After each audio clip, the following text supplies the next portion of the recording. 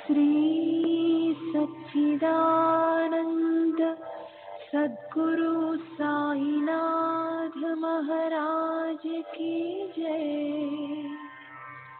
सद्गुरु श्री साईनाथुनि शरद बाबू जी की जय।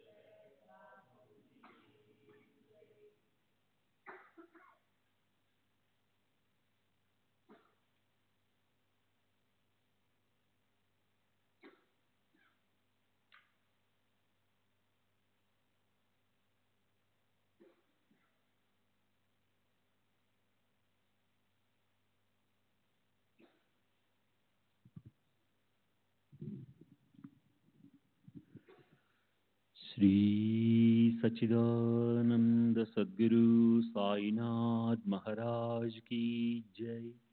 सद्गुरु श्री साईनाथ शरद बाबू जी की जय। శ్రీ సాయినాథాయ నమః. శ్రీ సాయి సచ్చరిత్రము 47వ అధ్యాయము.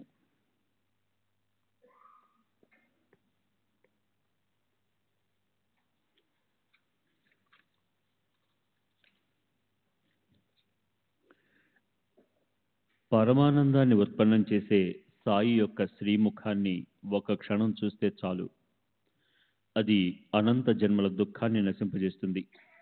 అట్టివారి వదనం ధన్యం. వారి కృపావలోకనంతో భక్తులకు వెంటనే కర్మబంధ విమోచనం కలిగి క్షణం పట్టకుండా ఆత్మానందం సమృద్ధిగా లభిస్తుంది. వారి కృపాదృష్టితో కర్మల చిక్కు విడిపోతుంది. ఆ కృపా భాస్కరుని ప్రకాశంలో భౌమని మినుగురు పురుగు నిస్తేజమవుతుంది. జగాల పాపాలను ప్రక్షాళనం చేయటం వలన గంగ మలినమవుతుంది. తన ఆ మాలిన్యాన్ని తొలగించుకోవడానికి సత్పురుషుల చరణరజాన్ని కోరుకుంటుంది.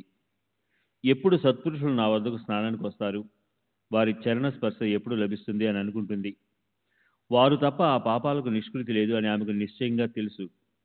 ఇటువంటి సాధువులకు మకుటమునైన సాయి సమర్థుల వాణి ఇది అని తెలుసుకుని భక్తులు సజ్జనులు ఈ పావన చరితాన్ని అత్యంత ఆదరంగా ఆలకించండి. ఈ కథ విశేషమైన మహిమ గలది. జ్ఞానులైనా అజ్ఞానులైనా ఈ పరమపావన కథను వింటే శ్రోతల కర్మబంధనం విడిపోతుంది. నయనాలకు దృష్టి సాయి, శ్రవణానికి శ్రవణం సాయి. వారే నా హృదయంలో ప్రవేశించి ఈ వృత్తాంతాన్ని చెప్పారు. సాయి స్వయం మహానుభావులు. విశిష్టమైన ఈ కథను వింటే శ్రోతలు శరీర భావాన్ని మర్చిపోతారు. వారిలో అష్ట ప్రేమ భావాలు పెళ్లిబుగుతాయి.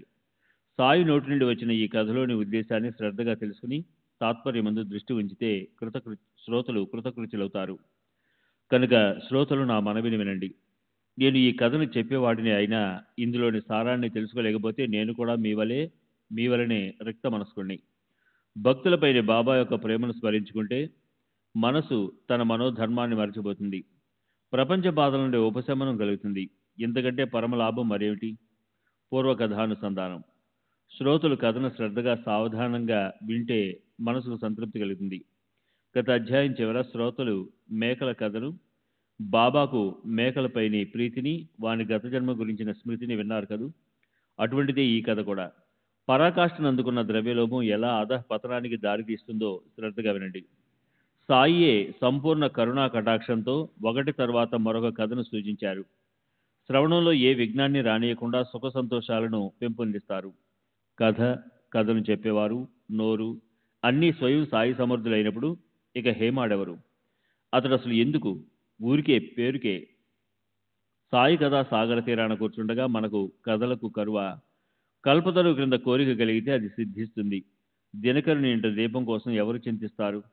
నిరంతరం అమృతపానం చేసేవారికి విషం గుర్తుకొస్తుందా? మనకు సాయి వంటి దైవం ఎల్లప్పుడూ వెంట ఉండగా కథామృతానికి ఏం కరువు? యథేచ్ఛగా ఆ సంతోషాన్ని అనుభవించండి.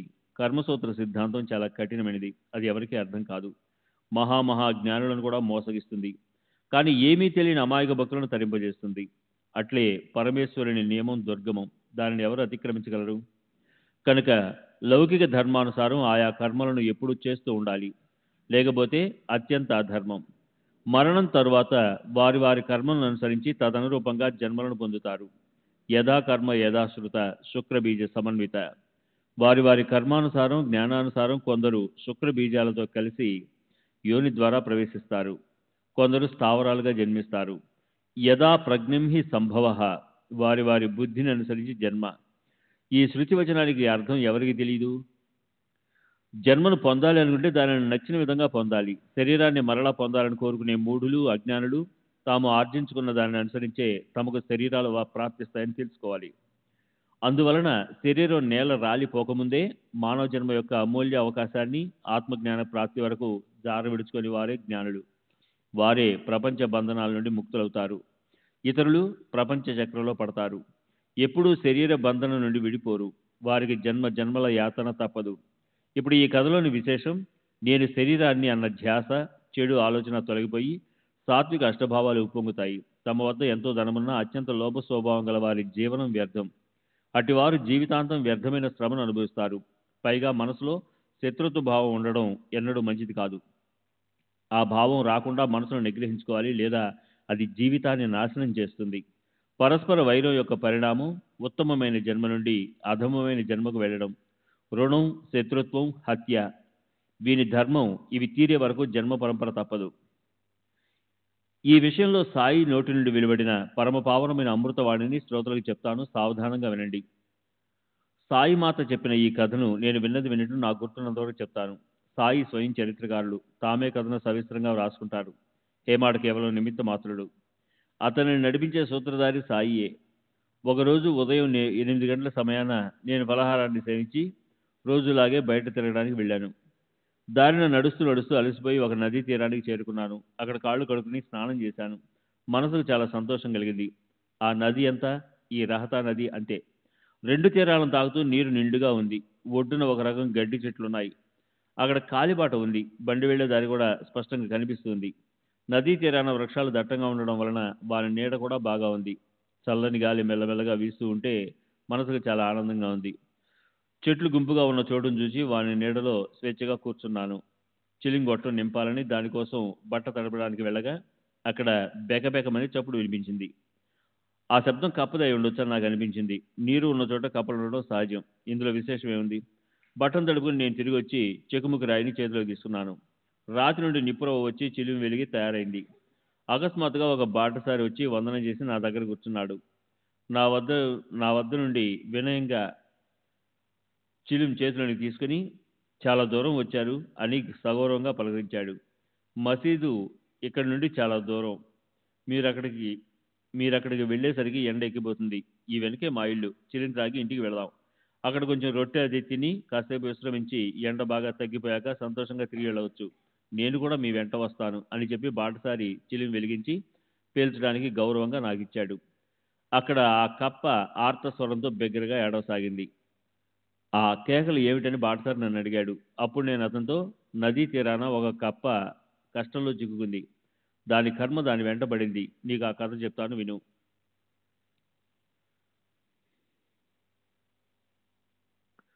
శ్రీ సచ్చిదానంద సద్గురు సాయినాథ్ మహారాజ్ की जय. सद्गुरु श्री साईनाथ शरद बाबू जी की जय.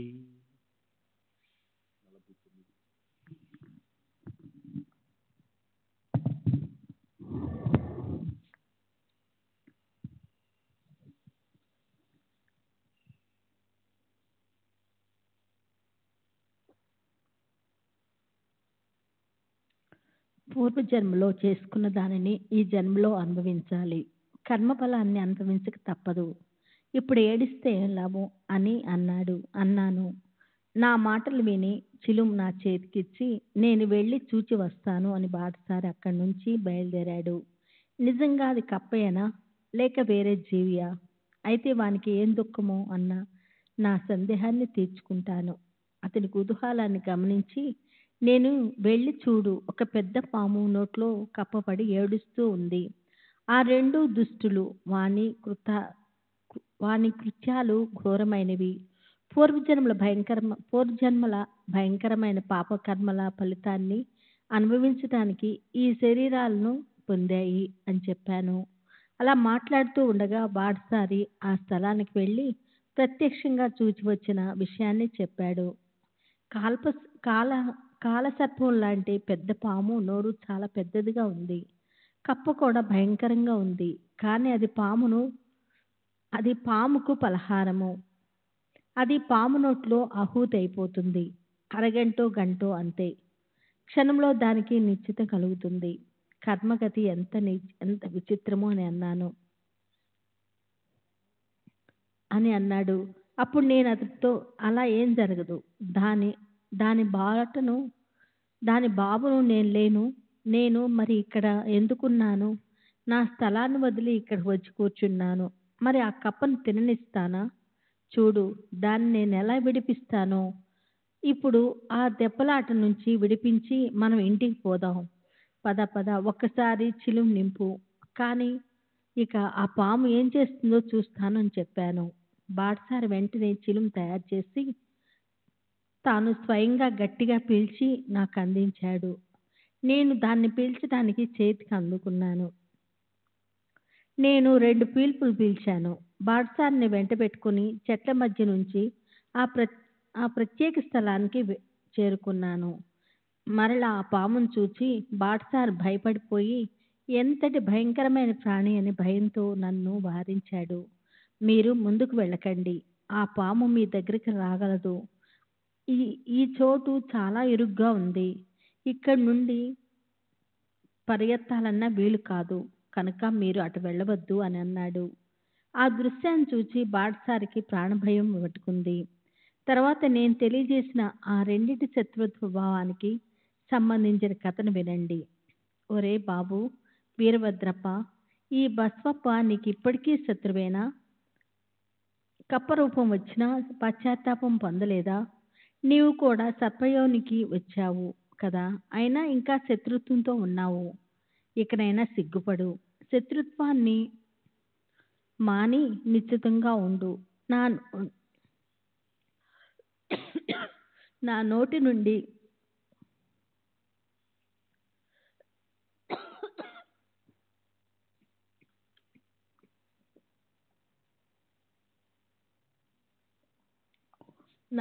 నుండి ఆ మాటలు రాగానే పాము కప్పను వదిలి వేగంగా పారిపోయి వెంటనే నీటిలో దూరి అదృశ్యమైంది.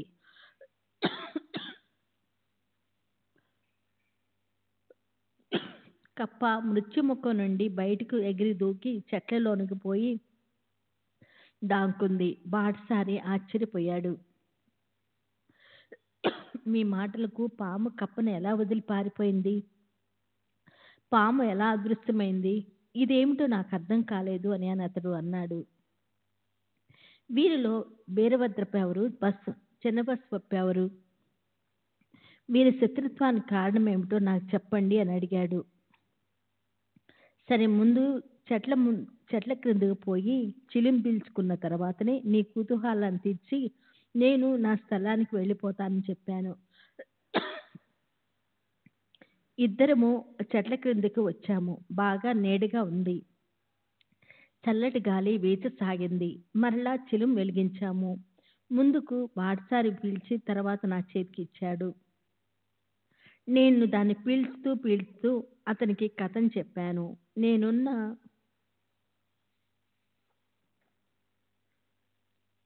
నేనున్న స్థలం నుండి 2 కోసులు లేదా 3 కోసుల దూరంలో చాలా మహిమగల పురాతనమైన ఒక పవిత్ర స్థానం ఉంది.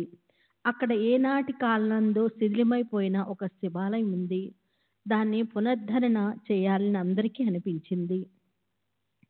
అందుకోసం విరాళాల రూపంలో చాలా ధనాన్ని పోగు చేశారు. గుడి యొక్క రూపురేఖలను, పూజార్చనలను, వ్యవస్థను ఏర్పాటు చేసుకున్నారు. ఒక గొప్ప ధనవంతుని నిర్వాహకునిగా నియమించి అన్ని నిర్ణయాలను అతడే తీసుకోవాలని చెప్పి అతని చేతికి డబ్బిచ్చాడు.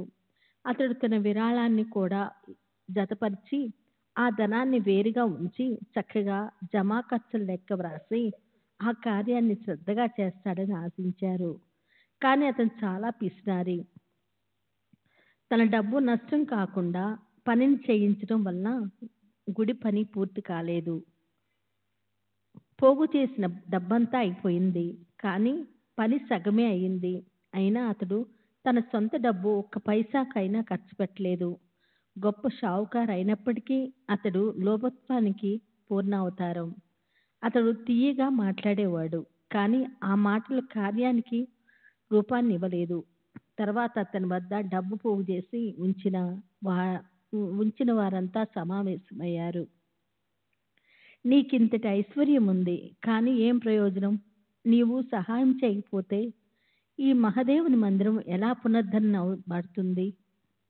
ఆలోచించు. మేం మరలా ప్రజల వద్ద విరాళాలు వసూలు చేసి ఆ డబ్బు కూడా నీకు పంపుతాము. ఏ విధంగానైనా ఈ కార్యాన్ని పూర్తి చేయి అని చెప్పాడు. అట్లే మరలా డబ్బు పోగు చేసి అతని చేతికి చక్కగా అందించారు. అయినా దాంతో పని కాలేదు. ధనికుడు నిశ్చింతను కూర్చున్నాడు. కొన్ని రోజులు గడిచాక దేవునికి ఏదైనా చేయాలని అనిపించింది. అప్పుడు ఆ ధనికుని భార్యకు స్వప్న దృష్టాంతం కలిగింది. నీవైనా మేల్కో, దేవాలయానికి గోపురాన్ని కట్టించు. నీవు ఖర్చు పెట్టిన దానికి 100 రెట్లు నీకు నీలకంఠుడు ఇస్తాడు అని. మన్నాడు ఆ దృష్టాంతాన్నంతటినీ ఆమె భర్త చెవిని వేసింది. అతనికి 1 గవ్వైనా ఖర్చు పెట్టాలంటే ప్రాణాంతకం.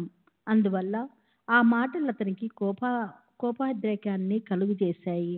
అహర్నిశలు ధనం పోగు చేయటమే తప్ప రెండో విషయం లేని వానికి ఈ స్వప్న దృష్టాంతం అంటే ధన వ్యయం ఎలా నచ్చుతుంది? అతడు భార్యతో, నేను ఈ దృష్టాంతాన్ని నమ్మను, నాకు ఇలాంటి వాటిల్లో అసలు విశ్వాసం లేదు అని ఆమెను హేళన చేశాడు. వారి చిత్తవృత్తిని అనుసరించి జగత్తు వారికి కనిపిస్తుంది. తమది మొండి స్వభావం కావటం వలన ఇతరులు కూడా వారికి అలానే కనిపిస్తారు. నా డబ్బే తీసుకోవాలని దేవునికి ఉంటే నేను నీకంటే దూరంగా ఉన్నానా? ఆ కళ నీకే ఎందుకు రావాలి? ఆ దృష్టాంతం నీకు మాత్రమే ఎందుకు కలగాలి? దేవుడు నాకెందుకు చెప్పలేదు? దీని భావం నాకేమీ అర్థం కావటం లేదు కనుక నాకు నమ్మకం కుదరటం లేదు. కళ అబద్ధమైన అయి ఉందా, లేదా భార్యాభర్తల మధ్య తగులాట పెట్టాలని ఆ ఈశ్వరుడు పన్నిన పన్నాగమని నాకు అనిపిస్తూ ఉంది. ఆలయం యొక్క జీర్ణోద్ధరణ కార్యంలో నా సహకరణ చాలా తక్కువగా ఉందా? నేను నెల నెల నింపి పెట్టిన సంచులు ఖాళీ అవుతున్నాయి. డబ్బంతా ప్రజలు తెచ్చి ఇస్తున్నట్లు పైకి కనిపిస్తుంది. కానీ జమా ఖర్చుల వ్యాపార పద్ధతి నాకు చాలా నష్టం. ప్రజలకు ఇది తెలియదు. నీకు ఎలా తెలియజేయాలి? నీకు కలిగిన దృష్టాంతము యథార్థమని అనుకోవటానికి లేదు. నిజమని అనుకుంటావేమో, అనుకుంటే మోసపోతావు. నిద్రాభంగమైనప్పుడు ఏవో కలలు కలుగుతాయి. వారిని ఎవరైనా యథార్థమని అనుకుంటారా అని ధనికుడు సిద్ధాంతాన్ని నిర్ణయించాడు. అతని మాటలు విని అతని భార్య భర్తకు ఏ జవాబు చెప్పక ఊరుకుండిపోయింది. ప్రజలు శక్తి కొలది డబ్బు సేకరించి సంతోషంగా తెచ్చి ఇచ్చేవారు. ప్రేమ లేకుండా బలవంతంగానో లేదా బాధపడుతూనో ఇస్తే దేవునికి ఇష్టం ఉండదు. ప్రేమతో ఏ కొంచెం ఇచ్చినా అది చాలా విలువైంది.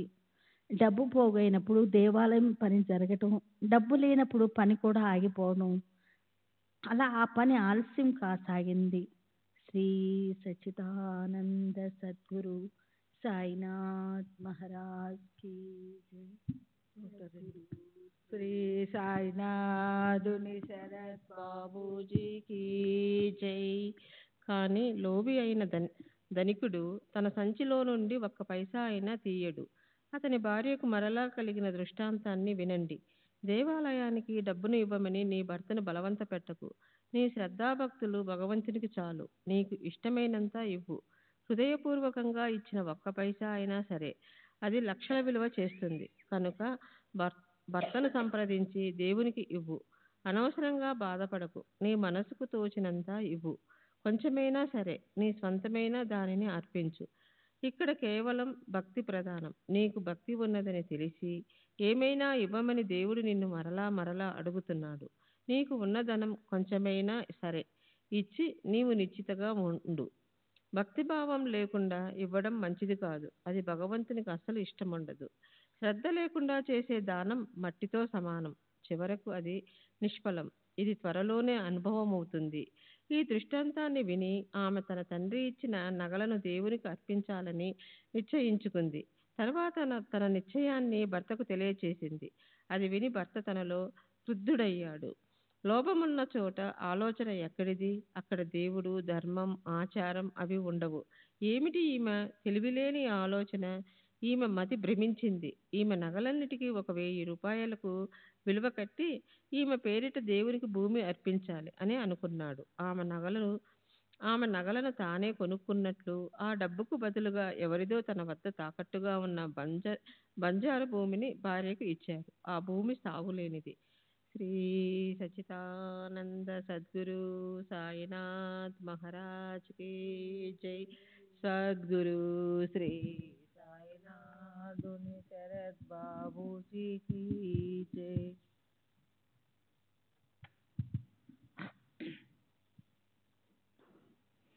1000 రూపాయల భూమిని దేవునికి దానం చేస్తే దృష్టాంతంలో చెప్పినట్లుగా దేవుడు ప్రసన్నుడవుతాడు. నీవు రుణం నుండి విముక్తురాలు అవుతావు అని చెప్పాడు.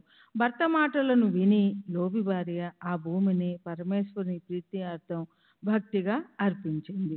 నిజానికి ఆ భూమి ఆ ధనికుని వద్ద 200 రూపాయలకు తాకట్టు పెట్టిన దుబకి అను ఒక స్త్రీకి చెందినది. దుబకి ఒక అనాథ స్త్రీ. ఆమెయే భూమి యజమానురాలు. డబ్బుకు ఇక్కట్టు కలిగినప్పుడు ఆమె తన భూమిని తాకట్టు పెట్టింది. ధనికుడు మహాలోభి. శంకరుణ్ణి మోసగించడానికి కూడా భయపడలేదు. తన భార్య యొక్క స్త్రీధనాన్ని చూపించాడు. కపటంతో లాభాలు పొందడం సుఖమని అనుకున్నాడు. ఈ విషయ లాలస చాలా చెడ్డది. విషయ సుఖాలయందు ఆసక్తి కలవారిని నాశనం చేస్తుంది. జీవితం మీద ఆశ ఉంటే ఈ విషయ పాశంలో చిక్కుకోకండి. శ్రవణ లాలసతో జింక చచ్చిపోతుంది. అందమైన మణిని ధరించి సర్పం, వెలుగును చూడాలనే కోరికతో కీటకం, చచ్చిపోతాయి. ఇలా విషయాల యందు ఆసక్తి హానికరం. విషయ సుఖాలను అనుభవించడానికి ధనం అవసరం. దానికోసం గట్టి ప్రయత్నం చేస్తే విషయ తృష్ణ దారుణంగా అధికమవుతుంది. దానిని తొలగించుకోవడం అసఖ్యం. నిస్సందేహంగా భూమి అసలు పనికి రానిది. ఎంత శ్రమపడినా ఒక కణమైన లభించని దానిని కృష్ణార్పణమని అనుకుంటే అటువంటి దానం వలన ఏం పుణ్యం? కించిత్తైనా సంకల్పం లేకుండా కృష్ణార్పణమని చేసిన దానం ఇష్టం లేకుండా చేసినట్లే. చివర దుఃఖాన్ని కలిగించే దానంతో పాపాన్ని మూటగట్టుకోవడమే. ఇక్కడ దేవాలయంలోని పూజారి పేద బ్రాహ్మణుడు మాత్రం దేవునికి భూమి లభించిందని చాలా సంతోషించాడు. కొంతకాలానికి విపరీతం జరిగింది. కృత్తికా నక్షత్ర ప్రభావంతో వర్షం అపారంగా కురిసింది. భయంకరమైన తుఫాను చెలరేగింది. అకస్మాత్తుగా పిడుగుపడింది. ధనికుని భవనమంతా కూలిపోయింది. దేవునికి ఇచ్చిన భూమి మాత్రం సురక్షితంగా ఉంది. మిగతాదంతా దగ్ధమైపోయింది. ధనికుడు కూడా నాశనమయ్యాడు. తన భార్యతో సహా అతడు కూడా మరణించాడు. దుబకి కూడా ప్రాణాలను కోల్పోయింది. అలా ఆ ముగ్గురు అంతమయ్యారు. తరువాత ఆ ధనికుడు మధురా నగరంలో ఒక పేద బ్రాహ్మణుని ఇంట్లో పుట్టాడు. భక్తురాలైన అతని భార్య శివాలయం పూజారి ఇంట్లో జన్మించింది. ఈమెకు గౌరీ అని పేరు పెట్టారు. దుబకి కూడా మరో విధంగా శంకరుని యొక్క గురువ కుటుంబంలో మగబిడ్డగా జన్మించింది. బారసాల చేసి ఆ బిడ్డకు చెన్న బసవప్ప అని పేరు పెట్టారు. ఇలా ముగ్గురి స్థితి గతులలో అంతరం ఏర్పడింది. వారి కర్మ ఫలోన్ముఖం అయ్యింది. పునర్జన్మలో ధనికునికి వీరభద్రప్ప అని పేరు పెట్టారు. ఇదే ప్రారబ్ధ కర్మ యొక్క మర్మం. ఈ కర్మ అనుభవిస్తేనే అంతమవుతుంది. శంకరుని పూజారికి నేనంటే చాలా ఇష్టం. రోజు మా ఇంటికి వచ్చి నాతో పాటు చిలుం పీల్చేవాడు. మేము రాత్రంతా ఆనందంగా కబుర్లు చెప్పుకునేవారం. గౌరీ పెద్దదై పెళ్లికి ఎదిగింది. ఆమెను కూడా వెంటబెట్టుకొని తీసుకొని వచ్చేవాడు. ఆమె కూడా నన్ను అభిమానించేది. ఒకరోజు పూజారి, ఈ అమ్మాయికి అన్ని చోట్ల సంబంధాలు వెతికాను, ఎక్కడా కుదరటం లేదు బాబా. సంబంధాలు చూచి నేను అలసిపోయాను. నా ప్రయత్నాలన్నీ వ్యర్థమయ్యాయి అని అంటే ఎందుకు చింతిస్తావు? ఆమె వరుడు దారిలో ఉన్నాడు అని నేను అన్నాను. మీ అమ్మాయి భాగ్యశాలి, గొప్ప ధనవంతురాలవుతుంది. ఆమెనే వెతుక్కుంటూ వరుడు స్వయం నడుచుకుంటూ వస్తున్నాడు. త్వరలోనే నీ ఇంటికి వచ్చి నీ కోరికను తీర్చుతాడు. నీ మాట ప్రకారం గౌరీని వివాహం చేసుకుంటాడు అని నేను చెప్పాను. ఇక్కడ వీరభద్రుడు పేద కుటుంబంలో ఉన్నందువలన తల్లిదండ్రులకు ధైర్యం చెప్పి ఆ ఇంటిని వదిలి బయలుదేరాడు. ఊరూరు భిక్షాటన చేస్తూ ఒక్కో చోట కూలి పని చేస్తూ ఎక్కడ ఏది లభిస్తే దానినే తింటూ సంతోషంగా తిరగసాగాడు. అలా తిరుగుతూ దైవశాత్తు పూజారి ఇంటికి వచ్చి చేరాడు. అల్లామియా యొక్క అఘటిత లీల. అతడు అందరికీ ప్రీతిపాత్రుడయ్యాడు. అలా ఉంటూ వారి అభిమానాన్ని సంపాదించాడు. అతనికి గౌరిని ఇవ్వాలని పూజారికి అనిపించింది. ఆ ఇద్దరి గోత్రాలు, నాడి గణ యోగాలు కలిశాయి. పూజారికి ఆనందం కలిగింది. ఒకరోజు వీరభద్రుని వెంటబెట్టుకుని పూజారి వచ్చాడు. అప్పుడు ఆ ఇద్దరిని చూడగానే అకస్మాత్తుగా నాకు ఆలోచన స్ఫురించింది. ఆ ఆలోచన మాటలుగా అయ్యాయి. ప్రస్తుతం వివాహ ముహూర్తం ఉంటే ఇతనికి గౌరీని ఇచ్చి నీ బాధ్యతను తీర్చుకో అని చెప్పాను. తన భార్య అనుమతిని తీసుకొని పూజారి వీరభద్రుని వరునిగా నిశ్చయించాడు. వివాహ ముహూర్తాన్ని చూచి యథోచితంగా వివాహాన్ని జరిపించాడు. ఆ కార్యక్రమం అంతా ముగిసిన తరువాత ఆ కుటుంబం సంసారంలో కృతార్థులవ్వడానికి ఆశీస్సుల కోసం నా దర్శనానికి వచ్చారు. నేను వారిని సంతోషంగా ఆశీర్వదించాను. సుఖంగా భోజనం లభిస్తూ ఉండగా సుఖమయ జీవనంతో వీరభద్రుడు ఆనందంగా ఉన్నాడు. అతడు కూడా నన్ను అభిమానించసాగాడు. అతని సంసారం త్వరలోనే బాగా స్థిరపడింది. కానీ డబ్బు కొరతకు చికాకు పడని భాగ్యవంతుడు ఉంటాడా? ఈ డబ్బు వలన చాలా చిక్కు. గొప్ప వారికి కూడా దీని వలన కష్టం. వీరభద్రునికి కూడా అప్పుడప్పుడు డబ్బులోటు ఎదురయ్యేది. ద్రవ్యం యొక్క లీల ఇలాగే ఉంటుంది. వీరభద్రుడు నాతో, బాబా, ఈ వివాహ బంధం చాలా కష్టమైనది. డబ్బులు లేక నేను విసిగెత్తిపోతున్నాను. ఈ ప్రపంచంలో సుఖంగా బ్రతకడానికి మీరు ఏదైనా ఉపాయం చెప్పండి. మీ పాదాలకు సాష్టాంగ వందనం చేస్తాను. ఇక ఈ మోసం మంచిది కాదు. ఈ పెళ్లికి మీరే కారణం కనుక నా కష్టాలన్నీ తీర్చండి. నేను కూడా అతనికి బాగా బోధించాను, ప్రేమతో ఆశీర్వదించాను. అల్లా మాలిక్ వారికి అంతా తెలుసు. వారే కష్టాలను తొలగించాలి అని వీరభద్రుని మనసును తెలుసుకొని అతని కోరికను తీర్చాలని నీవు ఏమాత్రం చింతించకు అని అతనికి ధైర్యం చెప్పాను. త్వరలో నీ భాగ్యం పండుతుంది. అనవసరంగా తపన పడకు. మంచి కాలం వస్తుంది. ద్రవ్యం నీ చేతి నిండా ఉంటుంది అని చెప్పాను. అతడు డబ్బు నన్ను హేళన చేస్తూ ఉంది. భార్య అవి ఇవి అడగడం మానదు. ఈ అవమానం ఇక చాలు వివాహపు పెద్దరికం నాకు వద్దు అని అన్నాడు. ఆ తరువాత వింత జరిగింది. గౌరీ యొక్క గ్రహబలం చూడండి. దైవలీల అర్థం కాదు. తాకట్టు పెట్టిన బంజరు భూమి ధర పెరిగింది. దానిని ఖరీదు చేసేవాడు వచ్చి 1,00,000 రూపాయలను ఇవ్వడానికి సిద్ధపడ్డాడు. సగం డబ్బు అప్పుడే ఇచ్చేశారు. మిగతా డబ్బును వాయిదా పద్ధతిలో ఇచ్చేలా నిశ్చయమైంది. ప్రతి సంవత్సరం వడ్డీతో సహా 2,000. అలా 25 సంవత్సరాలలో వారి యొక్క మిగతా డబ్బునంతా ఇచ్చేలా ఒప్పుకున్నారు. ఆ నిర్ణయం అందరికీ నచ్చింది. కానీ ధర్మకర్త చెన్నబసవప్ప లేచి శంకరునికి అర్పించిన ధనానికి మొదటి యజమాని ధర్మకర్త అయిన తను కనుక ప్రతి సంవత్సరం లభించే వడ్డీలో సగం తనకు వాటాగా ఇవ్వాలి, లేదా తనకు ఇది నా సమ్మతం కాదు అని చెప్పాడు. అతనికి అసలు ఏమీ ఇవ్వకూడదని వీరభద్రప్ప, అందుకు అసలు ఒప్పుకోనని చెన్నబసవప్ప, అలా ఇద్దరు వాదులాడుకున్నారు. ఇద్దరు నా వద్దకు వచ్చారు. ఆ భూమికి పూర్తి యజమాని శంకరుడు. భూమి ఎవరికి ఏ విధంగానూ పనికిరాదు కనుక అనవసరంగా లోపంతో ఆశపడకండి అని ఇద్దరికీ చెప్పాను. ఇది శంకరునికి అర్పించిన భూమి యొక్క ధనం. ఈ ధనాన్ని గౌరీ తప్ప ఎవరు ఆశించిన వారి నోట మట్టే. దేవుని అనుమతి లేకుండా ఈ ధనాన్ని ఎవరైనా ముట్టుకుంటే భగవంతుని ఆగ్రహానికి గురి అవుతారు. ఎందుకంటే ఇది మొత్తం దేవుని ఆస్తి కనుక. భూమిపైన పూజారికి అధికారం ఉంది కనుక అతని వారసురాలిగా గౌరికి హక్కు ఉంది. అంతేగాని ఇతరులకు ఏం హక్కు ఉంటుంది? అది గౌరి యొక్క సొంత ధనం. అది గౌరి యొక్క ధనం కనుక ఆమె అనుమతిని తీసుకొని ప్రవర్తిస్తే మీ బాధ్యతను నిర్వహించిన వారవుతారు అని నేను ఆ ఇద్దరికీ చెప్పాను. ఆమె ఇష్టానికి విరుద్ధంగా చేస్తే దేవుడు సమ్మతించడు. స్వతంత్రంగా వ్యవహరించడానికి వీరభద్రకు అసలు అధికారం లేదు అని నేను నా అభిప్రాయాన్ని స్పష్టంగా తెలియజేయగా వీరభద్రునికి నాపై కోపం వచ్చి తిట్ల వర్షాన్ని కురిపించాడు. నా భార్యను యజమానురాలిగా చేసి ధనమంతా కాజేసి నీ పని సాధించుకోవాలనుకుంటున్నావు కదూ బాబా అని అన్నాడు. అతని మాటలను విని నేను అక్కడే స్తబ్దున్నయ్యాను. అల్లా మియా లీల అగాధం. వ్యర్థంగా ఎందుకు దుఃఖపడడం? వీరభద్రప్ప నన్ను అలా తిట్టి ఇంట్లో భార్యపై కూడా విరుచుకుపడ్డాడు. ఆమె మధ్యాహ్నం నా వద్దకు వచ్చి మొరపెట్టుకునింది. బాబా, ఎవరివో మాటలను పట్టించుకొని నన్ను మీ కృపకు దూరం చేయకండి. మీ ప్రేమ నాపై ఎప్పుడూ ఉండాలి అని నేను యాచిస్తున్నాను. ఆమె మాటలను విని నేను ఆమెతో నిన్ను దయతో 7 సముద్రాలు దాటిస్తాను, నీవేం దుఃఖపడకు అని ఆమెకు పూర్తి ధైర్యాన్ని ఇచ్చాను. ఆ రాత్రి గౌరి నిద్రలో ఉండగా ఆమెకు దృష్టాంతం కలిగింది.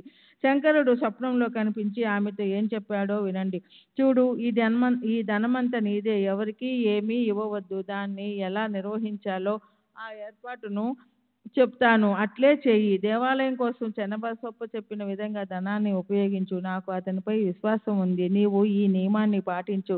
ఇతర కార్యాలకు డబ్బు ఖర్చు పెట్టవలసిన వచ్చినప్పుడు ఆ ధనం అలా దుర్వినియోగం కాకూడదు కనుక మసీదులోని బాబాను సంప్రదించకుండా ఎటువంటి ఏర్పాటును చేయరాదు. ఆ స్వప్న దృష్టాంతమంతా గౌరీ నాతో చెప్పింది. నేను కూడా ఆమెకు ఆ దృష్టాంతంలో చెప్పినట్లుగా పాటించమని ఉచితమైన సలహా ఇచ్చాను. అసలు డబ్బు నీది, నీవే తీసుకో. చెన్నబసవప్ప వడ్డీలో సగం భాగం ఇవ్వు. ఎప్పుడూ ఇలాగే చేస్తూ ఉండు. ఇందులో వీరభద్రునికి ఏం సంబంధం లేదు. మేము అలా మాట్లాడుకుంటూ ఉండగా ఆ ఇద్దరు పోట్లాడుకుంటూ వచ్చారు. వారిని శాంతపరచడానికి నేను చాలా ప్రయత్నించాను. గౌరికి కలిగిన శంకరుని దృష్టాంతానంతా వారికి చెప్పాను. అది విని వీరభద్రుడు ఉన్మత్తుడయ్యాడు. తిట్ల వర్షాన్ని కురిపించాడు. తనకు ఇష్టం వచ్చినట్లు చెన్నబసవను అమర్యాదకరమైన మాటలను అన్నాడు.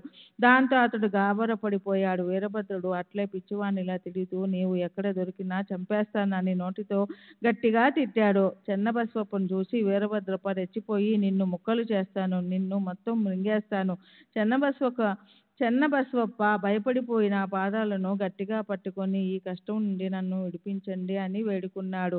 నేను అతనికి అభయం ఇచ్చాను. ధీరుడైన చెన్నబసవకు ధైర్యాన్ని ఇచ్చి నేను నిన్ను వీరభద్రుని చేతిలో చావనివ్వను అని చెప్పాను.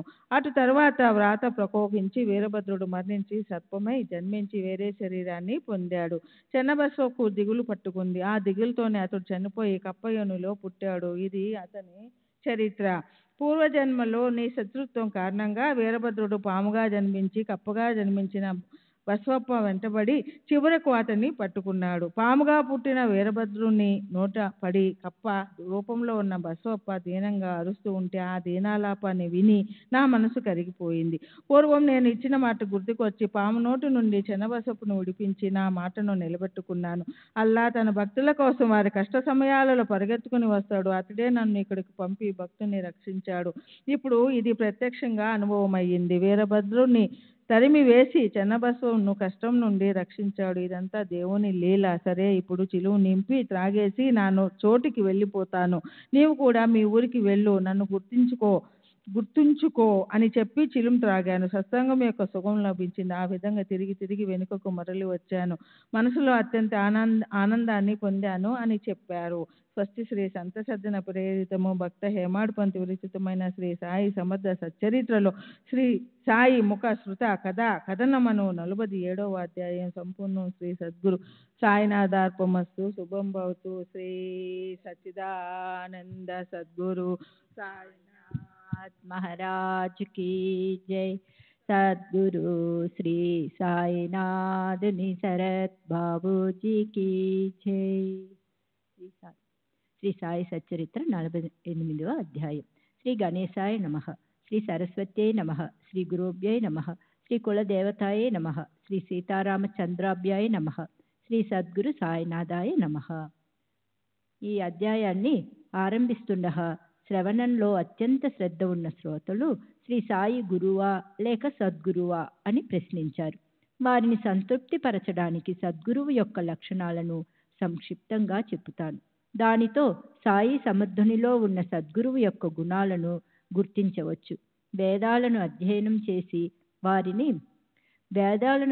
చేసే వారిని, షట్శాస్త్రాల జ్ఞానమున్న వారిని, వేదాంత నిరూపణను చేసేవారిని జ్ఞానులు సద్గురువులు అని అనరు. ప్రాణవాయువును బిగబట్టి శ్వాసను నిగ్రహించి లేదా తప్తముద్రలను ధరించే వారిని, బ్రహ్మను వ్యాఖ్యానించి శ్రోతల మనసులను రంజింపచేసే వారిని జ్ఞానులు సద్గురువులు అని అనరు. శాస్త్రోక్తంగా శిష్యులకు మంత్రాలను ఉపదేశించి వారిని జపించమని ఆజ్ఞాపిస్తారు. కానీ అవి ఎప్పుడు సిద్ధిస్తాయి అన్న నమ్మకం ఎవరికీ ఉండదు. పరమాత్మ తత్వాన్ని అత్యంత రసవత్తరంగా చక్కటి మాటలతో ఆకర్షణీయంగా చెప్పిన స్వానుభవం లేనట్టు వారి జ్ఞానం మాటల గారడి, కేవలం శుష్కమైనది. వేదాంత నిరూపణను శ్రద్ధగా విన్న క్షణంలో ఇహపర సుఖ భోగాలయందు విరక్తి కలుగుతుంది. కానీ అనుభవ జ్ఞానం కలగదు. పరమాత్మ సాక్షాత్కారాన్ని పొందిన వారే ఆ అనుభవాన్ని తెలియజేయగలరు. సంపూర్ణమైన శాస్త్రజ్ఞానం ఉండి అపరోక్ష జ్ఞానాన్ని ప్రసాదించగల సంపూర్ణ అనుభవమున్న వారికే శిష్యులకు బోధించే అధికారం ఉంది. అట్టి వారినే సద్గురువులు అని చెప్పాలి. ఆత్మానుభవం లేనివారు శిష్యులకు ఏమి ఇవ్వగలరు? అపరోక్షానుభూతి అసలు లేని వారిని సద్గురువులు అని ఎప్పుడు అనరాదు. శిష్యులతో సేవ చేయించుకోవాలని కలలోనైనా తలచని వారు, తమ శరీరాన్ని శిష్యుల కొరకు వినియోగించాలని కోరుకునేవారు సద్గురువులు అని తెలుసుకోవాలి. శిష్యుడు ఎందుకు పనికిరాని వాడు, గురువు శిష్యులతో శ్రేష్ఠుడు అన్న అహంభావం లేకుండా మంచిని కలిగించేవారు సద్గురువు. శిష్యుడు పూర్ణ బ్రహ్మ స్వరూపమని భావించి అతనిని పుత్ర ప్రేమతో చూస్తూ తన పోషణకై అతని వద్ద నుండి ఏది ఆశించని సద్గురువు జగత్తులో పరమశ్రేష్ఠుడు.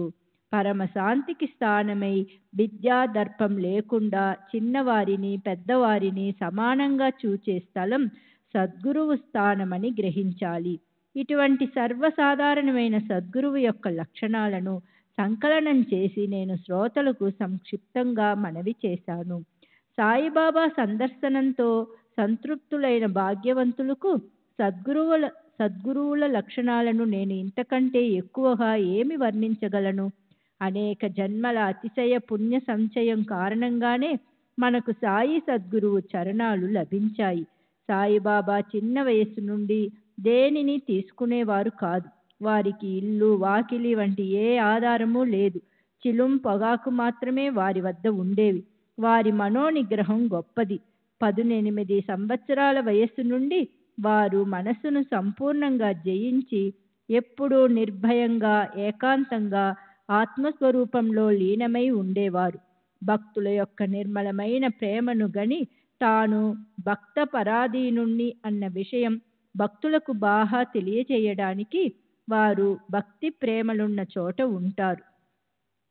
జయ పరబ్రహ్మ సనాతన, జయ దీనోద్ధర ప్రసన్న వదన, జయ చైతన్య గణ భక్తాదీన, భక్తులకు తమ దర్శనాన్ని ప్రసాదించండి.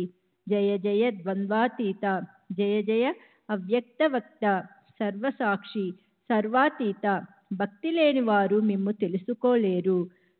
జయ జయ భవ సంతాపహరణ, జయ జయ భవ గజ విదారణ, జయ జయ ఆశ్రిత ప్రేమ పూర్ణ, కష్టాలను తొలగించే సద్గురుదేవ, మీరు అవ్యక్తంలో లీనమై నిరాకారులయ్యారు. శరీరాన్ని త్యజించిన తరువాత కూడా భక్తుల శ్రేయస్సు కొరకు చేసే మీ కార్యాలు ఆగిపోలేదు. మీరు శరీరంతో ఉన్నప్పుడు చేసిన మీ లీలల అనుభవాలను మీ యందు విశ్వాసం గల భక్తులు మీరు అవ్యక్తంలో కలిసిపోయిన తరువాత ఈనాటికి కూడా పొందుతున్నారు.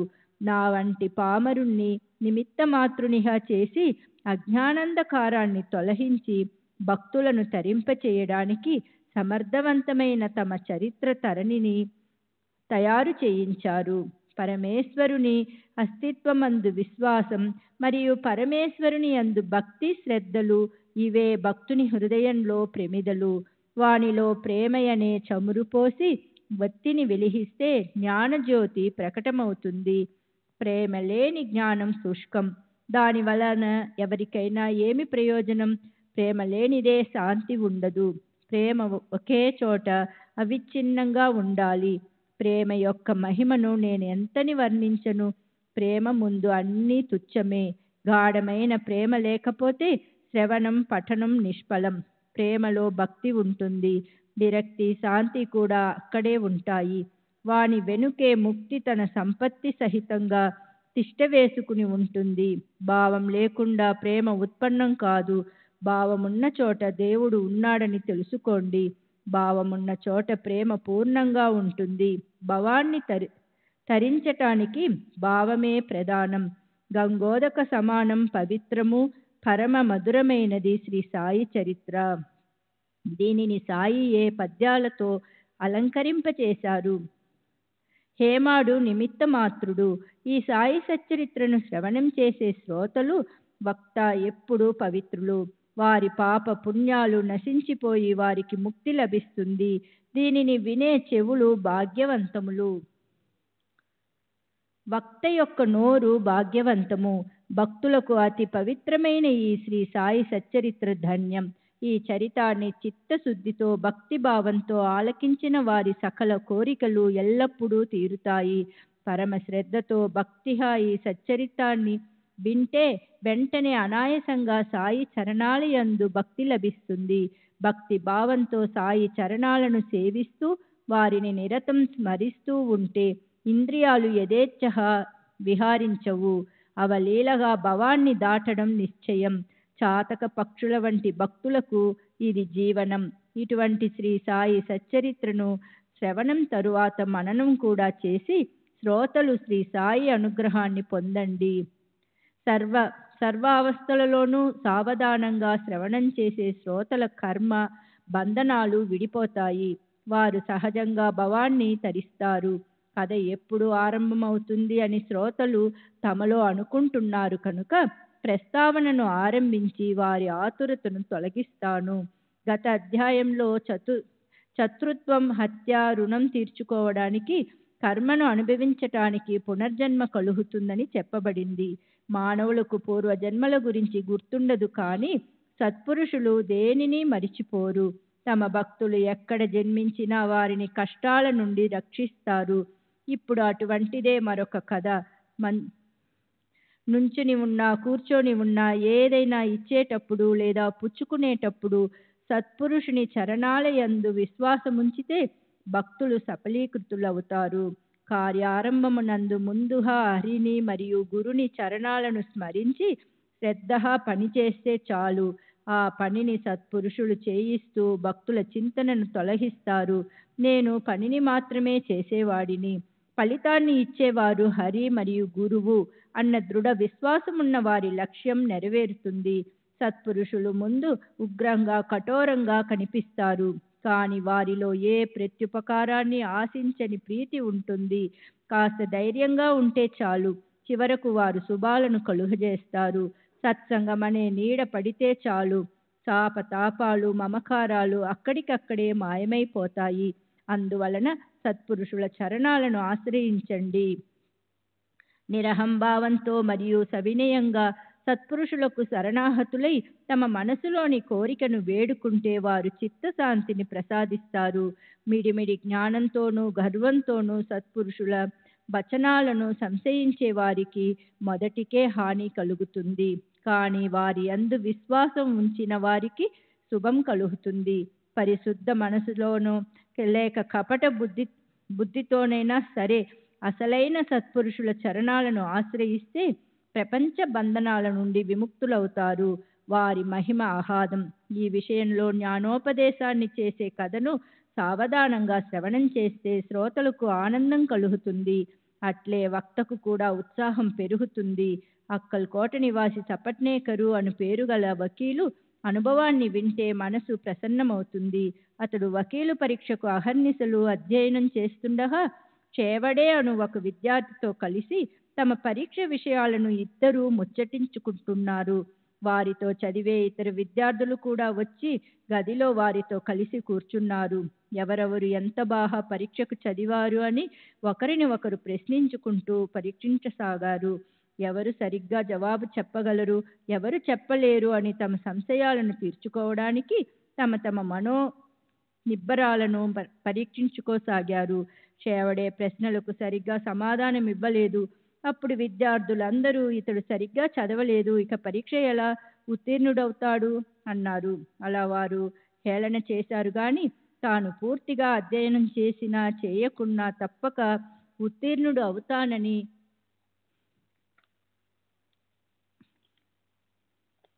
చేవడేకు పూర్తి నమ్మకం. నేను బాగా చదువుకున్నా నన్ను పాసు చేయించడానికి మా సాయిబాబా ఉన్నారు, నాకెందుకు దిగులు అని అతడు అన్న మాటలు సపట్నేకర్కు ఆశ్చర్యాన్ని కలిగించింది. చేవడేను ఒక ప్రక్కకు పిలిచి, ఇంత గొప్పగా వర్ణించిన ఈ సాయిబాబా ఎవరు, నీకు ఇంతటి విశ్వాసం గల ఆ బాబా ఎక్కడ ఉంటారు అని అడిగాడు. ప్రత్యుత్తరంగా చేవడే సాయిబాబా యొక్క మహిమను, వారిపై అతనికి ఉన్న దృఢ విశ్వాసాన్ని గురించి ఎంతో భక్తిగా చెప్పాడు. సుప్రసిద్ధమైన అహ్మద్నగర్ జిల్లాలో సిరిడి అనే గ్రామంలోని మసీదులో ఒక ఫకీరు ఉన్నారు. వారు బాగా పేరు పొందిన సత్పురుషులు. సాధువులు అక్కడక్కడా ఉంటారు, కానీ వారిని కలుసుకునే యోగం, ఆ భాగ్యం అమోఘమైన పుణ్యముంటే తప్ప మన ప్రయత్నంతో లభించదు. నాకు వారి యందు సంపూర్ణ విశ్వాసం. వారు తలచుకున్నదే జరుగుతుంది. వారు నోటితో ఏది పలికితే అది అవుతుంది. వారి మాట కల్పాంతంలోనైనా పొల్లుపోదు. ఈ సంవత్సరం ఎంత ప్రయాసపడినా నేను పరీక్ష పాసు కాను. వచ్చే సంవత్సరం ఏ శ్రమ లేకుండా ఉత్తీర్ణుడవుతాను. ఇది ముమ్మాటికి నిజం. నాకు వారి హామీ ఉంది. వారి యందు నాకు పూర్తి భరోసా. వారి మాటలు మరోలా జరగవు అని గట్టి నమ్మకంతో ఉన్నాను. ఇందులో ఆశ్చర్యం ఏమీ లేదు. నేను దీని తర్వాత పరీక్ష కూడా పాస్ అవుతాను అని చెప్పగా అతని మాటలు సపట్నేకర్ను హాస్యాస్పదంగాను ఒట్టి పొళ్ళు మాటలుగాను అనిపించాయి. అనుమానాలతో నిండి ఉన్న అతని మనసుకు ఆ మాటలు ఎలా నచ్చుతాయి? చేవడే అక్కడి నుండి వెళ్ళిపోయాడు. తరువాత ఏం జరిగిందో వినండి. కొంతకాలం తరువాత చేవడే మాటలు వాస్తవమని సపట్నేకర్కు అనుభవమైంది. చేవడే 2 పరీక్షలు పాసు కావటం అతనికి ఆశ్చర్యాన్ని కలిగించింది. శ్రీ సచ్చిదానంద సద్గురు సాయినాథ్ మహారాజ్ की जय। सद्गुरु श्री साईनाथ निसरत बाबू जी की जय।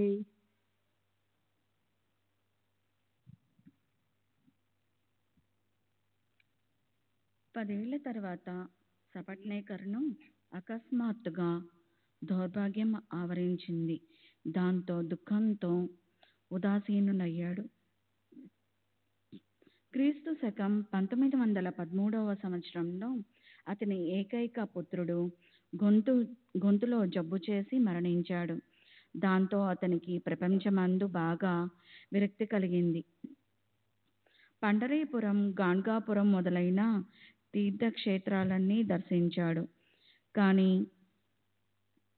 అతని మనసుకు సుఖశాంతులు లభించలేదు. తర్వాత వేదాంతాన్ని పఠించాడు. అలా కొంతకాలం గడిచాక మనసుకు ఎలా శాంతి కలుగుతుంది అని ఎదురు చూస్తుండగా అతనికి షేవడే మాటలు గుర్తుకు వచ్చాయి. షేవడే యొక్క గట్టి పట్టుదల, సాయి చరణాలయందు అతనికి గల దృఢ విశ్వాసం స్మరణకు వచ్చి తాను కూడా శ్రీవారి దర్శనానికి వెళ్ళాలని అనుకున్నాడు. క్రీస్తు శకం 1913వ సంవత్సరంలో సాయిని సందర్శించుకునే ఉద్దేశంతో తన తమ్ముని తోడు తీసుకుని షిరిడీకి బయలుదేరాడు. అతనికి షేవడే గుర్తుకు రావడం కేవలం మిష. అతన్ని సాయి తమ పాదాభివందనానికి పిలిపించుకున్నారు. దీన్ని శ్రద్ధగా వినండి. సపట్నేకర్ తన తమ్ముడైన పండితరావును వెంటబెట్టుకొని కుటుంబ సమేతంగా సాయి సత్పురుషుణ్ణి దర్శనానికి షిరిడీ బయలుదేరాడు. అక్కడికి చేరుకోగానే ఇద్దరు శ్రీవారి దర్శనానికి వెళ్ళారు. దూరం నుండి బాబాను దర్శించుకోగానే అతని మనసుకు చాలా ఆనందం కలిగింది. దూరం నుండే వారి కళ్ళు కలుసుకోగానే వెంటనే వారి సమీపానికి వెళ్ళి ఇద్దరు రెండు చేతులు జోడించుకొని బాబా ఎదుట నిల్చున్నారు. ఇద్దరూ కూడా అత్యంత వినయంగా బాబాకు సాష్టాంగ నమస్కారం చేసి నిర్మల భక్తితో సాయి చరణాలకు ప్రేమగా శ్రీఫలాన్ని సమర్పించారు. సపట్నేకర్ సాయి సమర్థుని చరణాలయందు శ్రీఫలాన్ని అర్పించగా బాబా చల్ హట్ అని ధిక్కరిస్తూ అతన్ని పొమ్మని అన్నారు. సపట్నేకర్ బాధపడ్డాడు. బాబా ఎందుకు కోపగించుకున్నారు? బాబాతో బాగా పరిచయం ఉన్న వారి ద్వారా బాబా ఉద్దేశాన్ని తెలుసుకోవాలని తలచాడు. బాబా దర్శనంతో ఆనందించవలసిన వాడు బాబా మాటకు అత్యంత దుఃఖితుడై వెనుకకు జరిగి అధోవదనుడై చింతిస్తూ కూర్చున్నాడు. ఇప్పుడు ఎవరి వద్దకు వెళ్ళాలి? బాబా మాటల్లోని వారి ఉద్దేశాన్ని ఏ భక్తుణ్ణి అడగాలి అని అనుకున్నాడు. అతని బాధను గమనించి ఒకరు అతని సమాధానపరచడానికి అతనికి బాలాషింపి పేరు చెప్పారు. సపట్నేకర్ బాలా అను దర్జీ ఉన్న చోటుకు వెతుక్కుంటూ ఉన్నాడు. అతనితో సపట్నేకర్ తన వృత్తాంతాన్నంతా చెప్పాడు. బాబా చాలా కోపంగా నన్ను తరిమివేశారు. నీవైనా నా వెంట వచ్చి బాబా దర్శనాన్ని ప్రశాంతంగా చేసుకునేలా, వారు మాపై కోపగించుకోకుండా కృపాదృష్టితో చూచేలా చెయ్యి అని. అందుకు బాలా సరేనని ఒప్పుకోగా సపట్నేకర్కు నిశ్చింత కలిగింది. బాబా పటాన్ని కొని తెచ్చి బాబా దర్శనానికి వెళ్ళాడు. బాలా అతని వెంట వెళ్ళాడు. బాలా బాబా పటాన్ని అందుకొని బాబా చేతికి ఇచ్చి వారిని ప్రార్థించాడు. దేవా, ఇది ఎవరి పటం అని అడిగాడు. దాన్ని చూడు. బాబా సపట్నేకర్ వైపు చేయి చూపిస్తూ ఈ ఫోటో ఇతని స్నేహితునిది అని చెప్పి నవ్వారు. భక్తులు కూడా నవ్వారు. బాబా, దీని అర్థం ఏమిటి అని బాలా బాబాను ప్రశ్నించాడు. సపట్నేకర్తో త్వరగా వెళ్ళి దర్శనం చేసుకో అని చెప్పాడు. అట్లే బాబాకు నమస్కారం చేయగా మరలా చల్హట్ పో వెళ్ళిపో అని మాటలు వినిపించాయి. మునుపటి వెళ్ళిపో అని మరలా అదే మాట. ఇప్పుడు ఏ దారి అని సపట్నేకర్కు సమస్య. తర్వాత ఇద్దరు సోదరులు చేతులు జోడించుకొని బాబా ఎదుట నిలబడి ఉండగా చివరకు బాబా వెంటనే ఇక్కడి నుండి బయలుదేరండి అని వారికి ఆజ్ఞాపించారు. సాయి సమర్థ, మీ ఆజ్ఞను ఎవరు జవదాటలేరు. పామరులం మేమెంతటి వారం, ఇప్పుడే ఈ క్షణమే వెళ్ళిపోతాం. మీరు మా ఉదాహరణని విని మీ దర్శనానికి వస్తే చెల్హట్ అని మమ్మల్ని సత్కరించారు. ఇదేమి చమత్కారమో ఏమో అర్థం కావటం లేదు. అయినా మీ కృపా దృష్టిని మాపై ఉంచండి. త్వరలో మరలా మీ దర్శనం కలిగేలా మమ్మ ఆశీర్వదించండి అని వారి అభయాన్ని వేడుకున్నాడు. బాబా మనసును తెలుసుకునే జ్ఞానులు ఎవరుంటారు? సపట్నేకర్ బాబా ఆజ్ఞను శిరసా వహించి స్వస్థలానికి తిరిగి వెళ్ళిపోయాడు. అతనికి బాబా ప్రథమం దర్శనం అలా జరిగింది. అందువల్ల ఆ సోదరులిద్దరూ చాలా ఆందోళన చెందారు. ఇక ఏం ఆలస్యం చేయకుండా తమ ఊరు వెళ్ళిపోయారు. ఆ తర్వాత మరో సంవత్సరం గడిచి పోయినా సపట్నేకర్ మనసు స్థిరపడలేదు. మరలా గాన్గాపురం వెళ్ళాడు. శ్రీ సచ్చిదానంద సద్గురు సాయినాథ్ మహారాజ్ కీ జై. సద్గురు శ్రీ సాయినాథ్ శరత్ బాబూజీ కీ జై.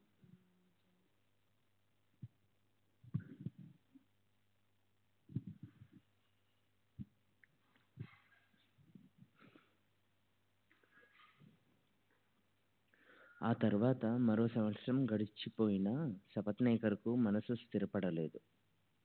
మరలా గాన్గాపురం వెళ్ళాడు. మనసులో మరింత కలవరం చెలరేగింది. తర్వాత అతడు విశ్రాంతి కోసం మాడైగామ్కు వెళ్ళాడు. చివరకు కాశీ క్షేత్రానికి వెళ్ళాలని తలిచాడు. కాశీకి బయలుదేరడానికి ఇంకా 2 రోజులు ఉండగా అతని భార్యకు దృష్టాంతం కలిగి కాశీ ప్రయాణం ఆగిపోయింది. చమత్కారమైన దృష్టాంతం ఎటువంటి విశేషమైనదో చెబుతాను. సాయి యొక్క ఆ లీలను వినడానికి శ్రోతలు సిద్ధమవ్వండి. ఆ స్త్రీ పక్క మీద నిద్రలో ఉండగా కళ్ళ ఎదుట స్వప్నం. ఆమె కుండను తీసుకొని లక్కడ్సా బావికి వెళ్ళింది. అక్కడ ఒక వేప చెట్టు కింద తలకు రుమాలు చుట్టుకొని ఉన్న ఒక ఫకీరు అప్పుడు ఆమె వద్దకు వచ్చాడు.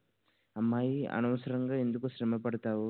నీ కుండను మంచినీటితో నింపి ఇస్తాను అని మంజుల స్వరంతో పలికాడు. నేను భయంతో ఖాళీ కుండను తీసుకొని ఇంటి దారి పట్టాను. ఆ ఫకీరు నా వెనుక వస్తున్నాడు. ఇటువంటి కలను చూసి మేలుకున్నాను. నా కళ్ళు తెరుచుకున్నాయి. భార్య యొక్క స్వప్న వృత్తాంతాన్ని విని సపత్నేకరు షిరిడీ వెళ్ళాలని నిశ్చయించుకున్నాడు. భార్యాభర్తలిద్దరూ వెంటనే బయలుదేరి మరునాడు షిరిడీ గ్రామం చేరుకొని మసీదుకు వెళ్ళారు. అప్పుడు బాబా ఢిల్లీకి వెళ్ళి ఉన్నారు. వారు తిరిగి వచ్చే వరకు వారి కోసం ఎదురు చూస్తూ ఆ ఇద్దరు అక్కడే కూర్చున్నారు. ఇంతలో బాబా వచ్చారు. తాను కలలో చూచిన మూర్తినే మరలా అక్కడ ఆపదస్తకం చూచి ఆమె చకితురాలై కళ్ళార్పకుండా చూడసాగింది. బాబా యొక్క పాద ప్రక్షాళనం కాగానే ఆమె వారి వద్దకు వెళ్ళి వారికి పాదాభివందనం చేసి వారిని చూస్తూ కూర్చుంది. ఆమె వినయానికి సాయినాథునికి సంతోషం కలిగింది. ఆ స్త్రీ బాధను నివారించే కథను మెల్లగా ప్రారంభించారు. అప్పుడు ఎప్పటివలనే బాబా తమ బాధను అక్కడ ఉన్న 3వ వ్యక్తితో ప్రేమగా చెప్పసాగారు. వాస్తవానికి అది ఆమె కథ, ఆమెకు చెప్పవలసిన కథ. ఆమె సమక్షంలో బాబా ఎవరో 3వ వ్యక్తికి చెప్పగా ఆమె అత్యంత శ్రద్ధగా విన్నది. చాలా రోజులుగా నా చేతులు, కడుపు, నడుము నొప్పి పెడుతున్నాయి. మందులు వాడి విసిగెత్తిపోయాను. కానీ బాధ తొలగడం లేదు. ఔషధాలు తిని విసిగిపోయాను. కానీ ఏం గుణం కనిపించలేదు. కానీ ఇప్పుడు అకస్మాత్తుగా తగ్గిపోయాయని ఆశ్చర్యంగా ఉంది అని బాబా ఆమె పేరు చెప్పకుండా ఆమెకు సంబంధించిన కథనంతా ఏకరూప పెట్టారు. 1-2 నెలలకు బాబా తమవిగా వర్ణించిన ఆమె బాధలు తొలగిపోయాయి. వారి వచనం అనుభవపూర్వకంగా అర్థమైంది. భార్య కోరిక పోయాక సపత్నేకర్కు బాబా దర్శనానికి వచ్చాడు. బాబా మునుపటి వలనే మరలా చెల్హట్ అని అతనిని సంబోధించారు. నా పొరపాటేమిటో నాకు అర్థం కావడం లేదు. మరి బాబా నన్ను ఎందుకు ఇలా తిరస్కరిస్తున్నారు? నేను నమస్కరించినప్పుడల్లా వారి జవాబు ఒకటే. నా పూర్వజితం ఏమిటి? నా పైన ఎందుకు కోపం కలుగుతుంది? నేను చూస్తుండగా ఇతరులతో ఎంత ప్రేమగా వ్యవహరిస్తారు. ఉదయం సాయంకాలం బాబా వద్ద అందరూ ఆనందంగా రోజు దీపాలని అనుభవిస్తుంటే నా నొసట నేనా చెల్హట్, నా కర్మ ఏమిటో నా ద్వారా అధర్మచరణ సంభవించి నేను అనేక పాపాలకు ఆశ్రయమయ్యాను కాబోలు. శ్రీ సచిదానంద సద్గురు సాయినాథ్ మహారాజ్ की जय. सद्गुरु श्री साईनाथ शरद बाबू जी की जय.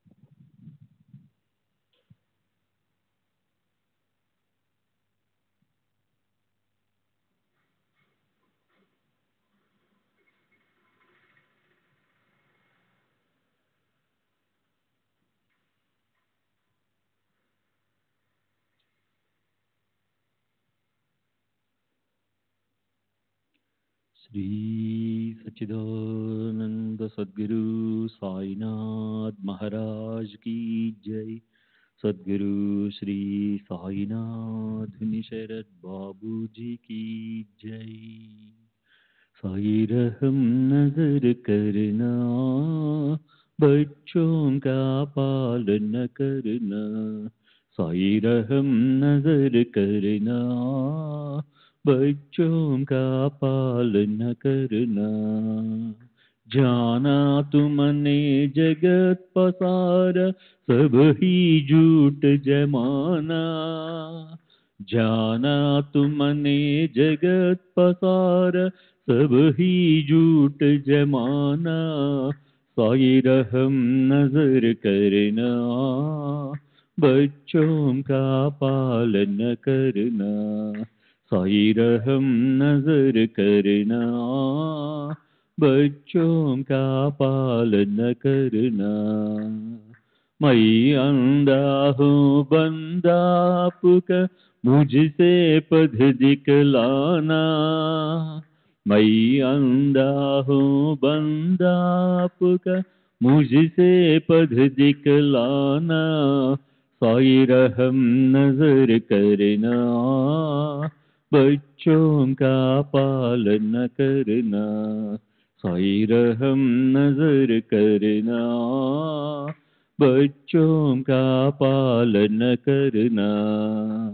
दास गण कहे अब क्या बोलूं, थक गई मेरी रसना. दास गण कहे अब क्या बोलूं, थक गई मेरी रसना. साई रहम नजर करना, बच्चों का पालन करना. साई रहम नजर करना, बच्चों का पालन करना. रहमो नजर करो अब मोरे साई, तुम बिना नहीं मुझे माँ बाप भाई. रहमो नजर करो, मैं अंधा हूँ बंदा तुम्हारा.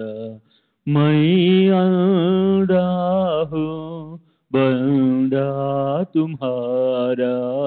मैं ना जानू ना जानू मैं ना जानू अल्लाह इलाही रहमो नज़र करो रहमो नज़र करो अबू मोरे साई तुम बिना नहीं मुझे माँ बाप भाई रहमो नज़र करो खाली जमाना मैंने गमाया खाली जमाना मैंने गमाया साथी आखिर का साथी आखिर का साथी आखिर का तुम बिना कोई रहमो नज़र करो रहमो नज़र करो अबू मोरे साई तुम बिना नहीं मुझे माँ बाप भाई रहमो नज़र करो अपने मस्जिद का झाड़ू गड़ू है अपने मस्जिद का झाड़ू गड़ू है मालिक हमारे मालिक हमारे मालिक हमारे तुम बाबा साई रहमो नज़र करो रहमो नज़र करो अबू मोरे साई तुम बिना नहीं मुझे माँ बाप भाई रहमो नज़र करो। श्री सच्चिदानंद सद्गुरु साईनाथ महाराज की जय। सद्गुरु श्री साईनाथ शरद बाबू जी की जय।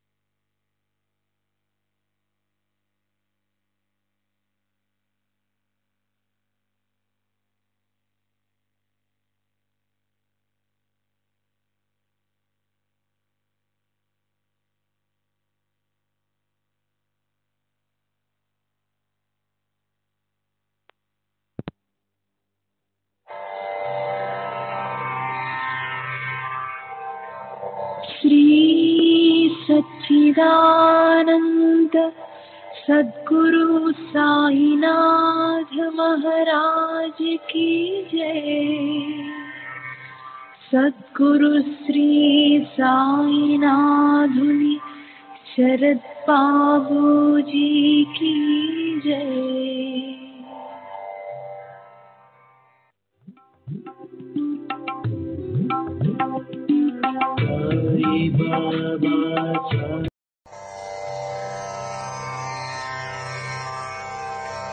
श्री सच्चिदानंद सद्गुरु साईनाथ महाराज की जय। सद्गुरु श्री साईनाथुनि